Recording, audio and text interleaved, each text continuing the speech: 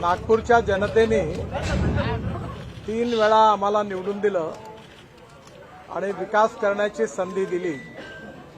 जे काम आम्ही केलं त्याच भरोशावर आम्ही पुन्हा निवडणूक लढलो आहे आणि निश्चितपणे या निवडणुकीत आम्हाला मागच्या वेळेसारखंच उत्तम यश मिळेल असा मला विश्वास आहे. मतदारांनी आपल्या मतदानाचा अधिकार बजवावा, कारण हा त्यांचा मूलभूत अधिकार आहे, फंडामेंटल राईट आहे आणि निश्चितपणे हा अधिकार बजावणं हे लोकशाहीमध्ये सगळ्यांचं कर्तव्य आहे. मी पुन्हा एकदा सगळ्यांना आवाहन करतो की त्यांनी जास्तीत जास्त संख्येने मतदान करावं. गेल्या निवडणुकीत बघितलं आपण तर मतदानाचा टक्का फारसा चांगला नसतो. गडचिरोलीपेक्षा वर्स्ट सिच्युएशन नागपूरची असते. काय सांगणार? नागपूरमध्ये एक गोष्ट खरी आहे की प्रत्येक निवडणुकीमध्ये विशेषतः मतदार याद्या आणि त्याच्यातला नावाचा गोंधळ हा दरवर्षी होतोय. ही थोडीशी चिंतेची बाब आहे, कारण अनेक लोकांचे एका परिवारातल्या, आता माझ्याच परिवारातलं 4-5 वोट इकडे एक दुसरीकडे टाकलं आहे. असं प्रत्येकाच्या घराघरात आहे. दुसरी गोष्ट, या मतदार याद्या या अजून चांगल्या प्रकारे व्यवस्थित करणं, जेणेकरून कोणीही मतदारापासून वंचित न राहणं याची काळजी जास्तीत जास्त घेतली पाहिजे आणि निश्चितपणे पुढल्या वेळेपासून ते निवडणूक आयोग घेईल असा मला विश्वास आहे. नितिन जी, क्या कहेंगे? हिंदी में बताएं कि आज मतदान करने के लिए पहुंचे, मतदान का प्रतिशत कम देखा जा रहा है, कई सभाएं की आपने, उसके बावजूद ये स्थिति प्रथम दृष्टि में दिख रही है.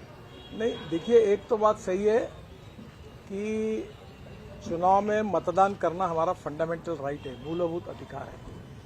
हम किसको मतदान करते किसको नहीं करते ये अपना अधिकार है, पर ये अधिकार जो लोकतंत्र में मिला है उसके कर्तव्य का पालन करना ये हर नागरिक का कर्तव्य है. और इसलिए मैं सभी लोगों से अपील करूंगा कि आपका जो मूलभूत अधिकार है उसका पूरा उपयोग करना लोकतंत्र में आपकी जिम्मेदारी है. आप जरूर आइए, मतदान करिए, आपको जिसको देना है उसको दीजिए, पर मतदान करिए. ये निश्चित रूप से लोकतंत्र में हम सब के लिए अधिकार के रूप में है. नितिन जी, देर रात बीजेपी के उम्मीदवारों पे देर रात जानलेवा हमला हुआ, सिंघने जी के ऊपर हमला हुआ. क्या लग रहा है, कितनी रंजिश एक दूसरे पे जानलेवा हमले की नौबत आ गई है? देखिए, मैं आज अभी सिंघने जी के घर पर ही जा रहा हूँ उनको देखने के लिए, पर ये जो घटना हुई ये बहुत ही दुर्भाग्यपूर्ण और निषेधार्ह है. मतभिन्नता विचारों के साथ हो सकती है और हमारे यहाँ महाराष्ट्र में, नागपुर में हमने इस परंपरा का पालन किया है कि 15 दिन चुनाव होता है तब हम अपनी बात रखते हैं और चुनाव के बाद हमारे संबंध फिर से अच्छे होते हैं. तो मुझे लगता है ये बहुत दुर्भाग्यपूर्ण है. ऐसी घटनाओं को टालना चाहिए. पुलिस निश्चित रूप से जिन्होंने गुनाह किया उनके ऊपर कड़ी कार्रवाई की. कि जो जानकारी मिली है उनके एक प्रकार से उनकी जान लेने की कोशिश थी, ये अच्छी बात नहीं है. आज ही सुबह मैंने इंक्वायरी की. दयाशंकर तिवारी जी और प्रवीण दटके जी रात को वहाँ गए, उनको हॉस्पिटल में भी एडमिट किया, उनकी ट्रीटमेंट हुई, उनका MRI CT स्कैन निकाला गया, उनका थोड़ा सा जो कुछ किंग्सवे में, और बाद में अब उनको घर पे ले गया है. और मुझे लगता है ये चिंता की बात है, ऐसी घटना नहीं होनी चाहिए. बीएमसी का ये चुनाव किस तरीके से देख रहे हैं? इस चुनाव में काफी देखा गया कि व्यक्तिगत टीका टिप्पणी की गई, भाषावाद पे टिप्पणी की गई.